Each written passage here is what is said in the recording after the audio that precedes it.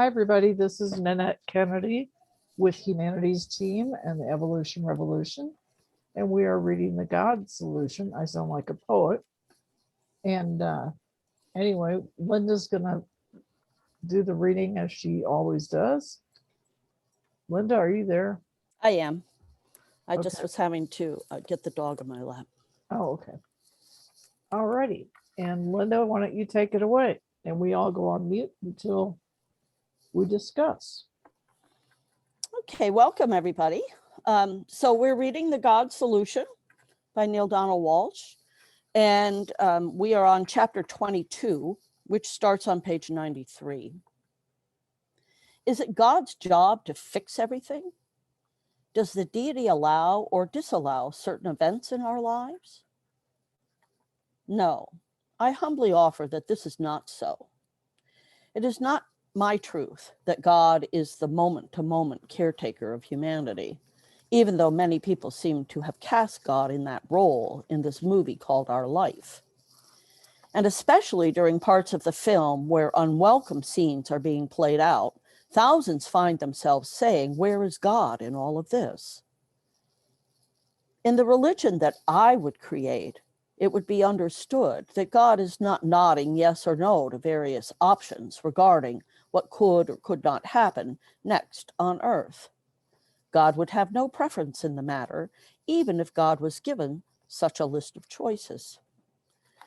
This is a tough one for many people to accept, this notion that God does not have an emotional investment in or approve or disapprove of certain events, conditions, or circumstances arising in the experience of humans. Here is where a large number of people might reject my idea of a good and workable religion, because it does not drive back to the central question posed at the outset of this exploration on which we have embarked here. If God does not have a say in in how our lives are turning out, or want things to turn out a certain way for that matter, then what's the point of having a God at all? Why should it concern any of us at any level if a supreme being even exists, if it never intervenes in the affairs of humans? So then, this information, the supreme being does intervene in the affairs of human, but not the way we think, and not for the reasons that we imagine. God does not become involved in life on earth because God feels that something is going wrong. God becomes involved in life on earth if we feel something is going wrong. No, hang on. Is that really what that sentence says? God does not become involved in life on earth because God feels that something is going wrong. God becomes involved in life on earth if we feel that something is going wrong and we actively seek to use God to change it. God's desire is to empower us to create what we wish to experience, not to tell us what God wants to experience. If it was the latter, humans would have nothing more than would be nothing more than minions, servants, as it were, enslaved to a deity who simply issues orders and punishes those who do not obey. God's purpose, however, has not been to create a cosmic fiefdom, but rather to experience the wonder and the glory of divinity through the free expression of its creations. God's job, then, is to empower and encourage all sentient beings to experience the glory of who they are as expressions of the whole. If God is separately voting yay or nay on everything that is occurring, why would anything that we call bad ever happen? Occasionally, God is not deliberately choosing for horrible things by our definition to occur. So how does it come to pass that they do?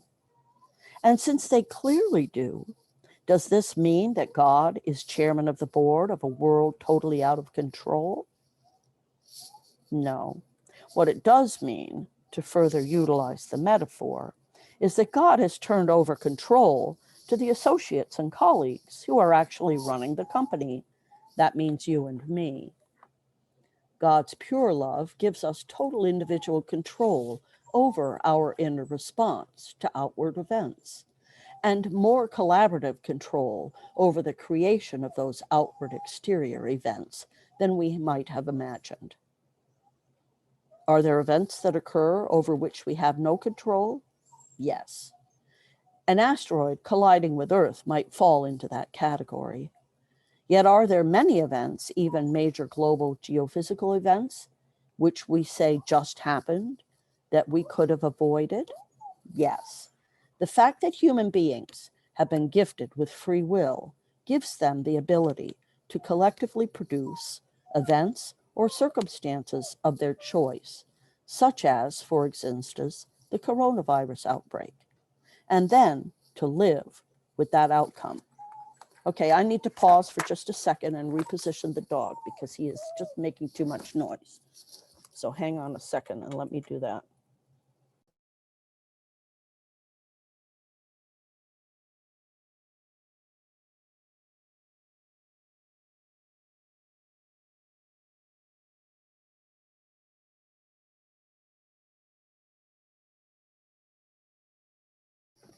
Okay, sorry about that. Oh, no, no, no, no. You're not going to try and tell us that it was the human collective that created the coronavirus, one might now loudly protest. One or two people or a tiny handful might have been involved in producing that, but not humanity as a whole. Well, actually, oh my goodness, hang on.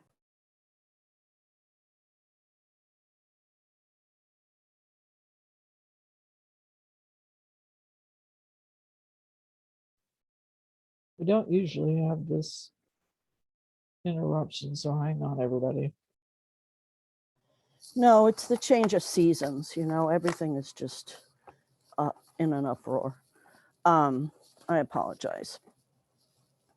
So, well, actually, the pandemic wasn't the result of a single incident involving a small number of people and their actions in 2019. It was a result of the human race as a whole deciding years before what was important to us and what was not. That was our choice. That was our decision. We were told that there was a very high likelihood of this thing happening. We were given notice. And I'm talking about more than the short notice of a canary in a coal mine. I'm talking about warning after warning after warning, year after year after year, from scientist after scientist after scientist about the possibility, the possibility, the probability of our species thoughtlessly and carelessly creating the ideal conditions for a killer virus to emerge on this planet. What I'm not talking about are the warnings and the pleadings that came to us too late. I'm talking about the urgent calls 50 years ago for us to pay attention. Did we listen? No. Our species moved forward with daily life, placing confidence in leaders who ignored those who were shouting alarms at the top of their lungs and waving red flags until they were exhausted. It's about unpurified drinking water, they said. It's about improper use of antibiotics. Look at all the local welfare and its warfare and its effects. Make note of the massive refugee migration. Please, please, please, they cried. Pay attention to the changing social and economic conditions around the world that are fostering the spread of new and potentially devastating viruses and diseases. The wording above was inspired by a descriptive paragraph at Amazon.com about an important nearly 30-year-old book titled A Dancing Matrix, Voyages Along the Viral Frontier by science writer Robin Marantz Hennig. Published in February 1993, the book's content is the centerpiece of an article by Ms. Hennig appearing on nationalgeographic.com in April 2020 under the headline, "Expert warned of a pandemic decades ago. Why aren't we ready?" Why indeed? 27 years ago, after her book was published, and half a century after the warnings that she wrote about were issued, humanity was forced to confront its own unwitting complicity in the rapid and worldwide spread of the coronavirus of 2020. No, we are not directly at cause in the matter, but it's undeniable that humanity could have done more with preparation to dramatically reduce the severity of the pandemic. But the species simply went stone deaf when people such as Nobel laureate Joshua Lederberg, an American molecular biologist, said things like, "The single biggest threat to man's continued dominance on the planet is the virus." That statement appeared in the introduction to Ms. Henning's book. And it's not as if her text was our only warning. At least two other important books, The Hot Zone by Richard Preston and The Coming Plague by Laurie Garrett, were published in 1995. And Spillover, American Infections and the Next Human Pandemic by David Quammen was released 7 years before the coronavirus hit. Talk about a horn honking. And we still drove right into the middle of this intersection, oblivious to this accident waiting to happen. It's been said that forewarned is forearmed. But humanity has a way of not hearing what it does not want to hear, and then asking why God has allowed things like this to be visited upon us. That's the end of the chapter, but there's just the next chapter is just 2 pages, and then it's the end of the section. So I think I'll just keep reading these next 2 pages, then we'll stop to discuss.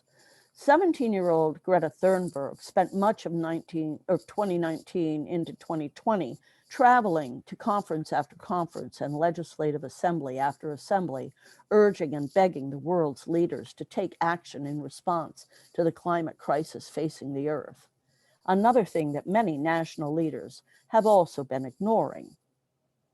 And our mutual blindness doesn't stop here. The world's tropical forests are disappearing at the rate of 1 football field's worth every 6 seconds. Writers Jack Guy and Maja Ellenher tell us on June 2nd, 2020, a story on CNN. The day before, the same network carried a story by Ivanka Kostova, which began, "The 6th mass extinction is not a worry for the future. It's happening right now, much faster than previously expected, and it's entirely our fault." The story went on to say, humans have already wiped out hundreds of species and pushed many more to the brink of extinction through wildlife trade, pollution, habitat loss, and the use of toxic substances. But the findings published in the scientific journal Proceedings of the National Academy of Scientists, PNAS, show that the rate at which species are dying out has accelerated in recent decades. Scientists are telling us that microfibers and larger plastics from many other sources are polluting our oceans, badly degrading yet another critical planetary resource. So if the planet's ecosystem undergoes irreversible damage, will we once again fall back on asking why would a loving God allow such things? Or will we see that it is we who are doing the allowing? What God is doing is clear to me, is allowing us to do as we wish. God is allowing us to not do what we don't do or won't do. To reiterate, the function of the divine is not to protect us from ourselves, but to empower us to project ourselves into the universe as the species we wish to be, defined by the choices and the decisions we make. But what about geophysical events? Are we not, at least in these instances, absolved of any and all responsibility? Not in every case, actually. How many underground nuclear weapons tests do you think we can conduct before the massive explosions we produce loosen or dislodge the interconnecting plates that form the substructure of the planet's undergirding, eventually resulting in more earthquakes and tidal waves than the natural course of events might have ever produced? How much carbon can we emit before we overload the Earth's natural greenhouse mechanism and cause significant warming of the planet, such that the rising temperatures of its massive waters produce geothermal conditions generating wind variations violent enough to call them hurricanes and tornadoes? While we are doing all of these things, does it make sense for us to ask, why would a loving God allow these earthquakes and tornadoes and hurricanes to increase like this? Would Earth be a better place if we had simply listened to the virus warnings of 50 years ago? Will it be a better place if we listen now to the warnings about our environment? Will we see fewer tragic geophysical events on the planet if we stop blowing it apart from the inside and stop contaminating the air with pollutants and the water with plastic and other contaminants on the outside? We might do well to listen to the words of newspaper columnist F.W. Will, who wrote in a June 2020 opinion piece for the Washington Post, "In life's unforgiving arithmetic, we are the sum of our choices." Pure love can be much more than simply a new definition of God. My intention here has not been to merely place before you a new idea about the deity. I'd like you to walk away with a tool, not just an idea. Pure love can be not only a new way of living, it can also be a new way of focusing the eternal energy as a powerful tool for change. But we have to know how to utilize it. As I said earlier, 8 out of 10 of us may agree that a higher power exists, but I am betting that only 2 out of 10 of us use that higher power intentionally, consistently, and constructively. That is largely because most people are not familiar with the mechanics of how to apply that higher power to everyday life. So there's where we're going next, as we render our exploration of a new definition approach to understanding God functional and not just conceptual. The end of part 1. May I say things? I have a lot of things to say.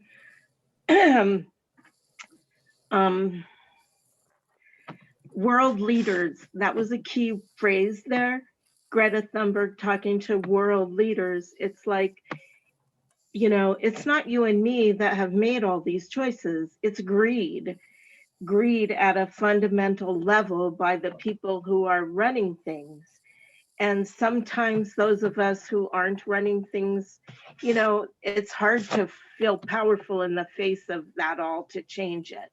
The other thing I just want to say is the climate warnings have also been going on for 50 years, pretty much.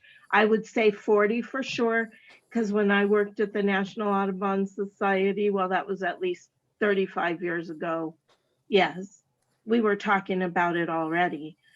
And that, you know, they were talking about it before I got there.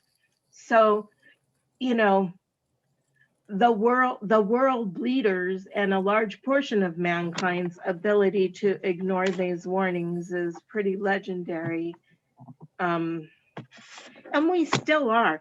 All the time you read articles and it's like, oh, this substance is banned in Europe, but we're still feeding it to our people here in the allegedly advanced US. That's what I can remember right now that I wanted to say. There might be more, but over to whoever else has something to contribute.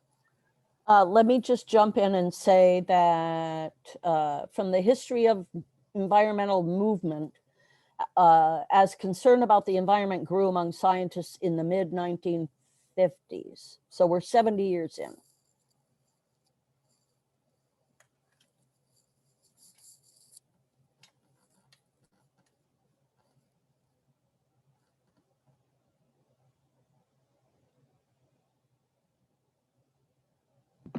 Honestly, it all just makes me want to cry. So if anyone can give me a little bit more, maybe it'll be in the next part of the book, a little more hopeful way of looking at it. I'm looking at you, Linda. But anyone else is welcome to speak. I love you all and thank you for being here with me in my despair. I think it's not. It's the despair is disabling, isn't it? And disempowers us, because I disempower myself with it. I know this situation, and the hopeless, that hopeless feeling, and then I want to go to bed and lie down. But that's not going to help us really. So I suppose I don't know where I saw this lately. Somebody's, I forget now where I saw it, but it's a quote anyway, that there are no statues to critics. We gotta like do something, like okay, just do our own, do what, choose what's choose. What did he say here? Something about defined by our choices, isn't it? Something like that. We are the sum of our choices. We are the sum of our choices. Well,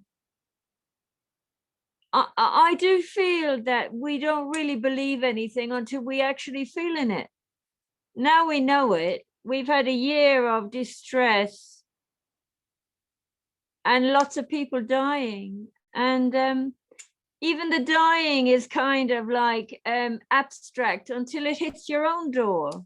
So a friend of mine passed away. I just got news yesterday, and that got me crying and all the rest of it, and terrible, sad, that deep sadness. So, and what I'm understanding, I mean, at least, what I'm saying is it doesn't really hit us until it hits us. We don't really get it because we're just kind of looking at it from a distance. We don't really believe it.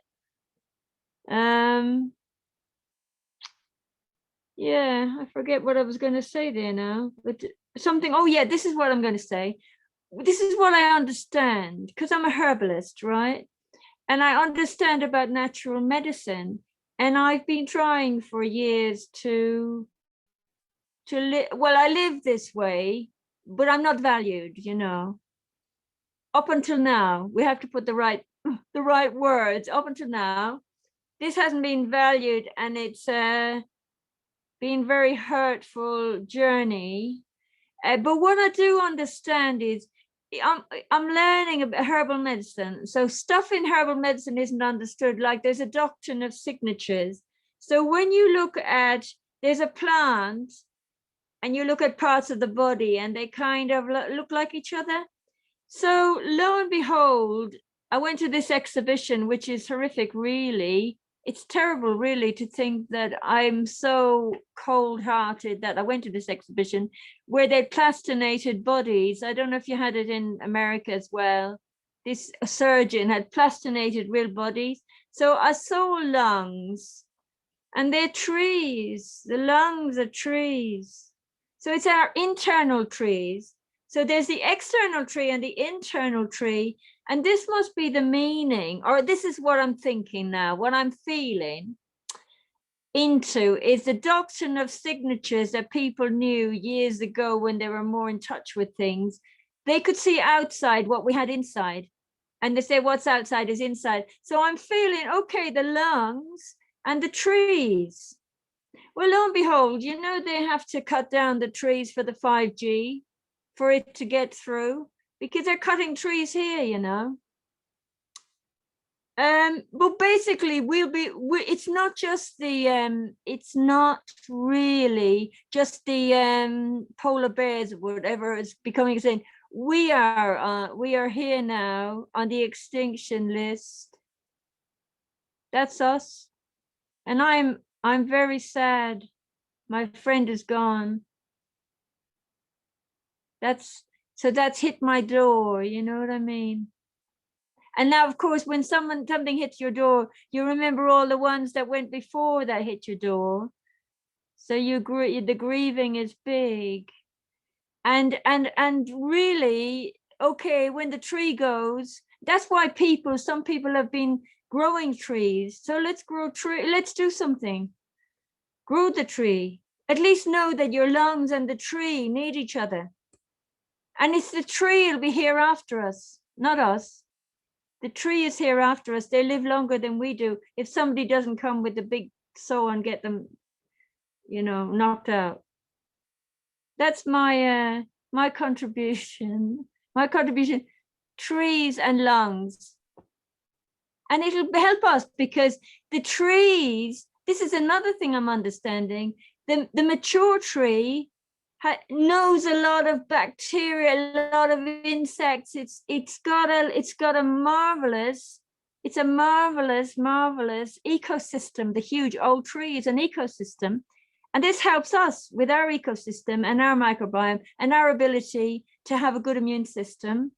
So the old tree and protection of the trees, that's a great way we can do something. Grow a tree, maybe. Anything we can grow would help us, because we have to do something. If we got to save our lives, maybe.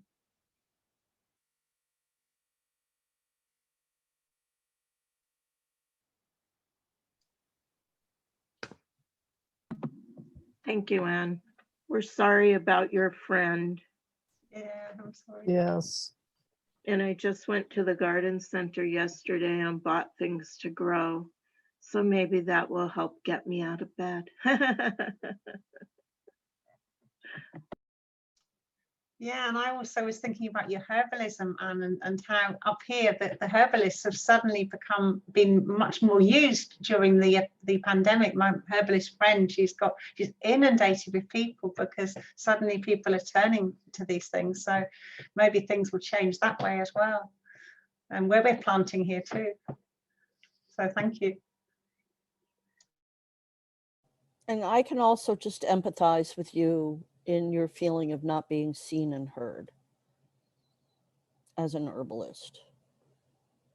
I'm not an herbalist, but I am most often not seen nor heard.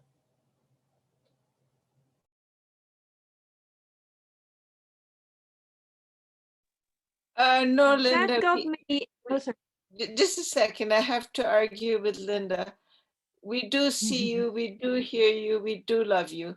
So Yeah, stop in it. this group, that's fine. But and Ann Darby is seen and loved in this group as well. We're talking Yes. about when we leave this group and we try to go out into the world Out and into share the our woods. gifts in the world. We're not Exactly. seen nor heard, nor understood, nor accepted, nor listened to. It's a long list. Yes, and I totally relate to all of that too, Linda, as you know, with regard to sharing my gifts in the world. Wait a minute. I have to still argue with that. What we think and feel and say is exceedingly powerful. Each one of us is an individuation of divinity. So we are agents of change.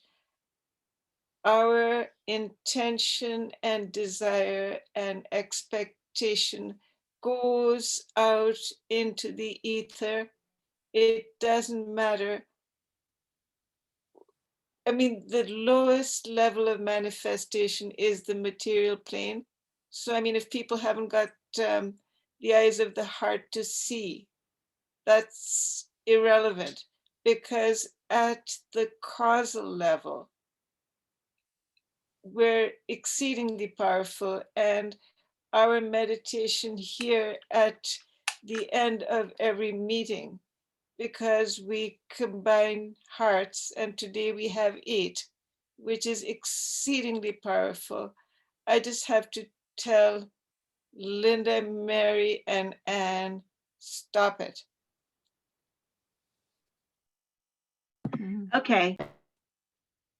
Well done. That's the first time I've ever agreed with Mary. I'm impressed. No. I agreed with you. Let's get it right here. You win. I think what I'm learning, you know, with this, with my friend passing away, is that there are assumptions. I'm realizing I make assumptions based on what happened before. You know, and I get like I mean, everyone does. I suppose this is how we operate. But just to know that you make assumptions on what went before, and we can choose and we can be empowered. And I do know that love can do anything, really, because my mum had lots of love and not much money, and she moved mountains that way, and that'll live forever. And so did this lady who's passed, my lovely friend. Her big heart managed so many things that people could probably wouldn't even think of doing, actually.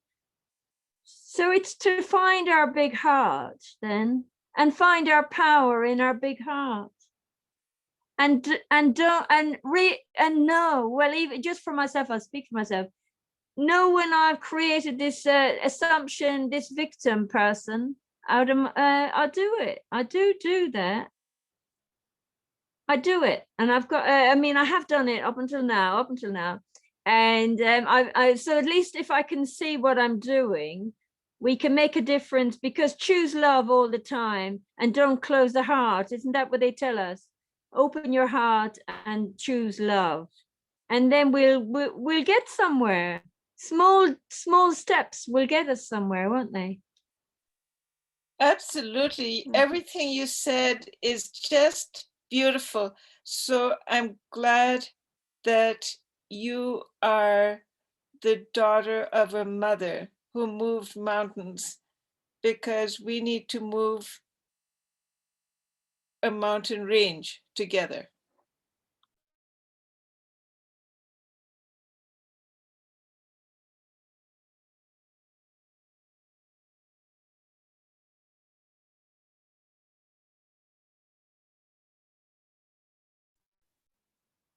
Every little bit helps, Shabana, because you know I've got a garden that's overgrown, and when I think of the whole thing, I sit down and have another cup of tea, you know. But if I can do a bit, you know, and see a bit of progress, I will keep going. I have to even talk myself into this also, but I know that when I see the whole of it, a judgment comes in, that the hopeless comes in. So a little bit helps. I'm getting like Tesco have this advert, every little bit helps. I don't want to be an advert for them, sorry, I didn't mean it that way. Well, that's what Neale just said, you know, that's what Linda just read just now, is that God couldn't care less. He's just watching the show. But if we have an intention, then he's happy to help. So we're meant to use God. And when I do the meditation, I'm going to ask for help for you to get moving with your garden.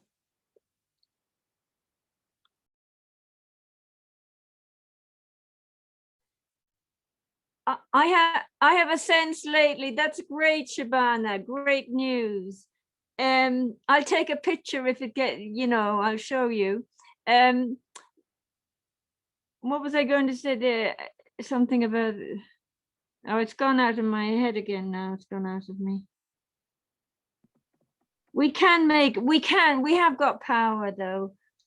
And you know, I heard Sadhguru said, he's on the internet, I don't know if you should see him on YouTube. He said that someone might come who can put all these wisdoms together and make a kind of a jigsaw out of them and somehow help us to move, you know, the sea can go forward. We can make a wave of change. Yeah. Well, I think we're starting.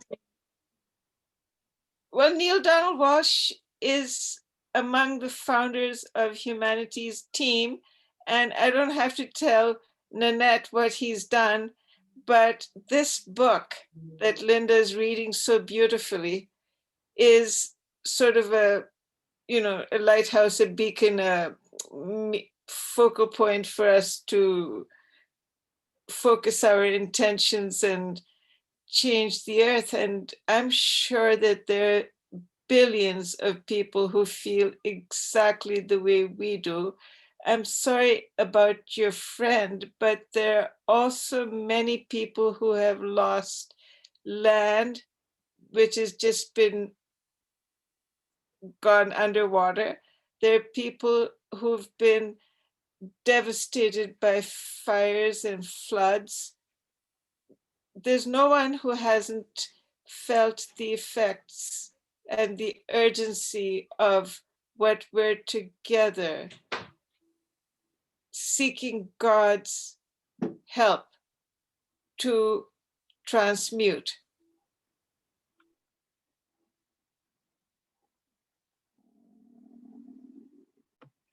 I wanted to thank Anne for reminding me of the connection between judgment and the despair and the hopelessness, because those things can only come in if you're judging something to be wrong or bad or not what you want. You know, I know that I can tend my little garden here. It's the metaphor I like for that, you know, make my contribution and affect my world in this little sphere. And most of the time I'm content with that and, you know, trusting in the ripples and all. And sometimes I make the mistake of looking up from my little corner and seeing the whole big wild mess of it all. So thank you for your help with seeing that.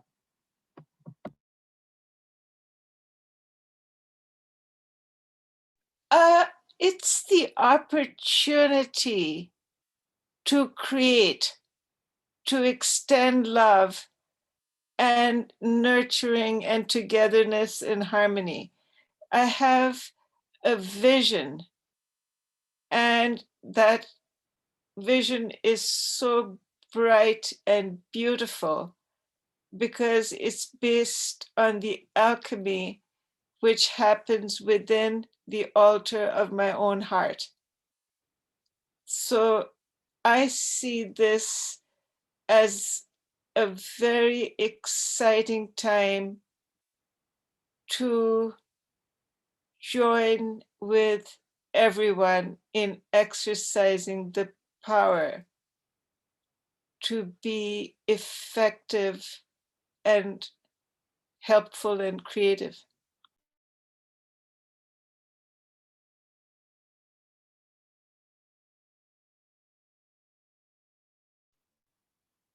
I think what I was remembering to say before that I forgot was that I've got like this kind of understanding now that as I'm getting myself purified and in a better kind of a better container, a more purified container, that God can work through me.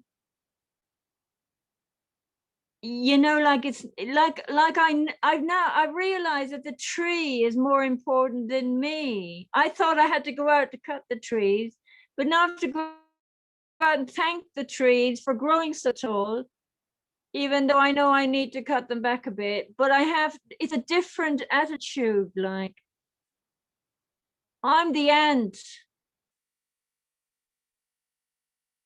it's a fantastic, it's a marvelous, marvelous, marvelous, marvelous, wonderful, wonderful world that we have. And the birds are singing. The birds like these tall trees.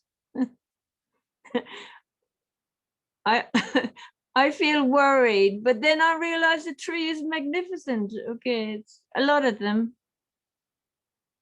you know, but maybe, you know, with the, I think with the open heart and all the love, go forward that way. We got a bit mixed up in the 60s, 70s, or even now. I don't know. I think it's gone now, but that kind of, we got mixed up with love and sexuality. We got a mistake. We mixed it up. The pure love is something where you want the best for everyone. I think that, yeah, the best for everyone. Put that mistake, which is judgment, in the dustbin. It's all good. What you said about the tree, and that really connected with me, because my friend's mum just died recently, and we went to a Scots pine plantation, and I don't know if you know Scots pines, they're really tall, and they planted them. We looked on the notice and it said these were planted in 1775, and we thought they were 4 times as old as his mother had been, and that's just incredible. And they were really strong still. So you're right, they do outlast us, we hope.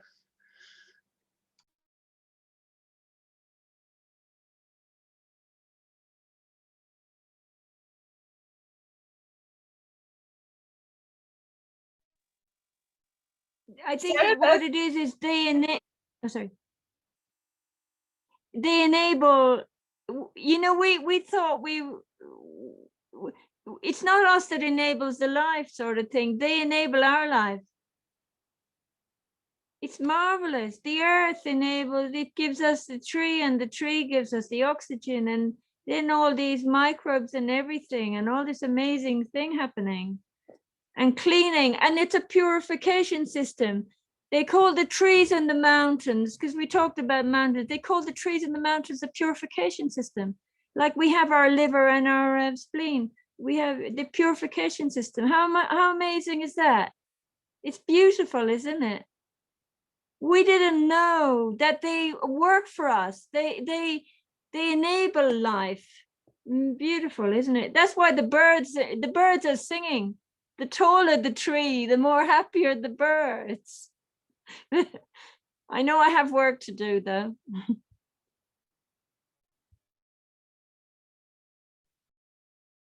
Well, we all have work to do. Nobody's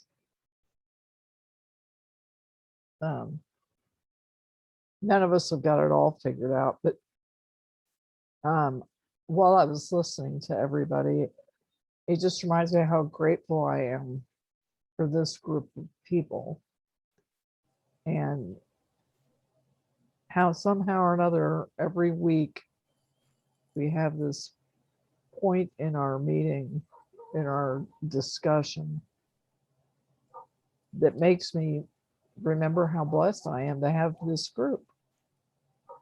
And to even hear about the sadness, you almost had me in tears, Anne.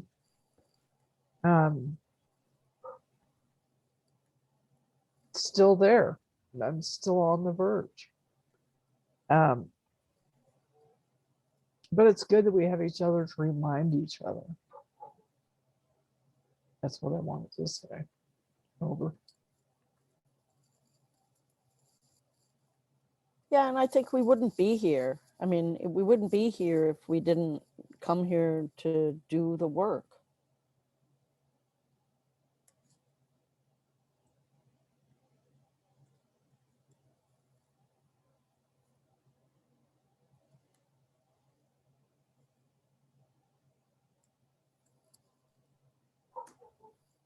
Agreed. Now, I have a little side question to ask. I've already made up my mind on this. So. But it has been asked if we would like to run these calls live. on the Facebook pages for Humanities Team. What are people's thoughts on that? I think you could.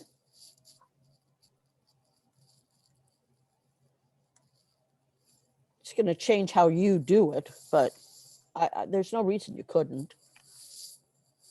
I mean, you're going to get people, you're not going to get people that are going to come, most likely, you're not going to get people that are going to come and stay.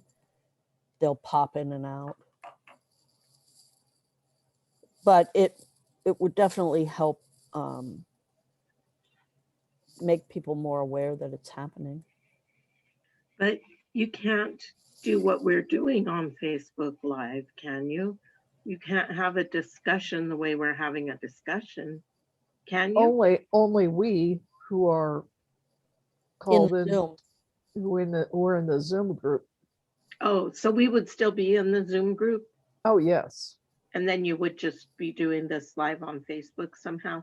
correct. Okay, all right, Um, that's all right then. okay, well, I will announce before we start doing that.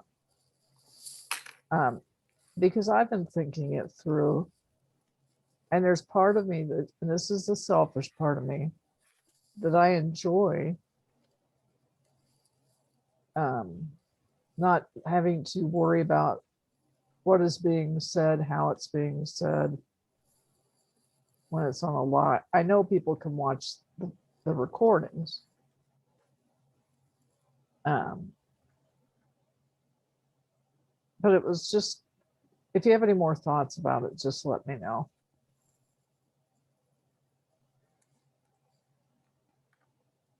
Amen. Are they starting to do that at Humanities Team?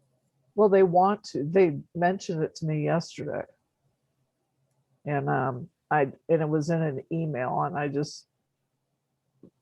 didn't even respond. But one of the reasons is that the recordings haven't been going up is that we're putting the recordings on a different YouTube. And I just yesterday figured this out. And for those of you that didn't know, I had surgery on my leg on Wednesday. So I haven't been real attentive to a lot. What's going on with your leg? Oh, the hip surgery that I had. If this is your femur, see, this is why we couldn't do live. Anyway, the femur would be going this way. And that's from your knee to your hip. And there was a screw going this way, up towards the top of the femur. And it was puncturing into my flesh. Ow. And it's been painful for 3 or 4 months. So anyway, they removed this screw, and it was outpatient, but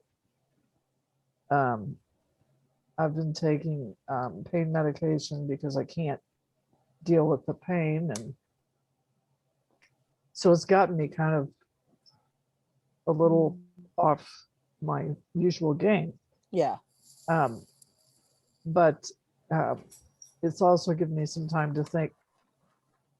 I think about you guys during the week. You know, it's like, okay, here I am in this hospital operating room, and they're talking to me with that thing over my mouth and saying, you know, in a minute you won't even know that you were here. And bingo, all of a sudden I was awake in the recovery area. And I was like, that is the weirdest thing. Mm-hmm. It's just very strange. But anyway, now I kind of forgot where I was going. But please know I love all of you. And I know there's a couple people not here today that usually come in. But I love our group, and I love how we can be ourselves with each other. And I think it's a really important thing. And I'm certainly happy to see Evelyn, who's probably going, boy, these people have been around for a while. Well, how many years have we been doing this? And some have come and some have gone. But we've been doing it for quite a few years now. And so it's really nice to see a fresh face at one. And we're glad you're here. So since we've only got 4 minutes left, at the end of our calls, we have Shabana, Queen of the Meditation, of the finale of our group. So it's a very short meditation. And Shabana, if you're ready, take it away. Lord God, we see a brand new heart for every one of the 8 billion people on this planet. Each of us has taken responsibility for our unique purpose for incarnating here now at this time of transition from 3D to 5D. We thank you that the 7 of us here now are in total agreement that our vision of a new world where togetherness and kindness, respect for the earth, and the willingness to work together to achieve this is important and a major possibility. We're inviting you to help motivate each one of us, and in particular Anne Darby. We need to get going to do what needs to be done with gusto and wholeheartedness. I thank you now that all of us are going to pull up our sleeves and get to work joyfully, hopefully, happily, and passionately, because you are the living God. We're little bits of you, and all of us are pulling together because at this time we need all hands on deck. Amen.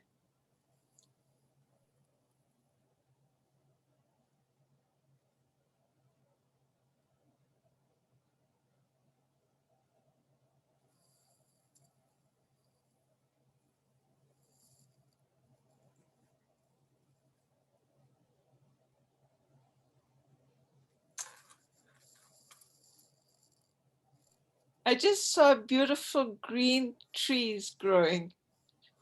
All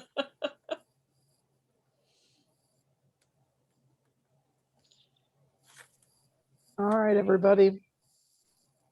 We will thank you, Shabana. Thank you, Linda, for reading. And thank you for everybody who put their hearts out there. Look at all the green behind Evelyn. Look at the green behind you, Evelyn.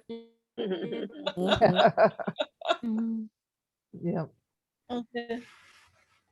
It's the green in your wallpaper. Foliage. Yes. All right, everybody. We will see each other next week. And Evelyn, we hope you join us again. And we will see everybody next week. Much love. Thank Much you, love. Nanette. Thank you, everybody. All right. Bye-bye. Bye. Thank you, Love all. everybody.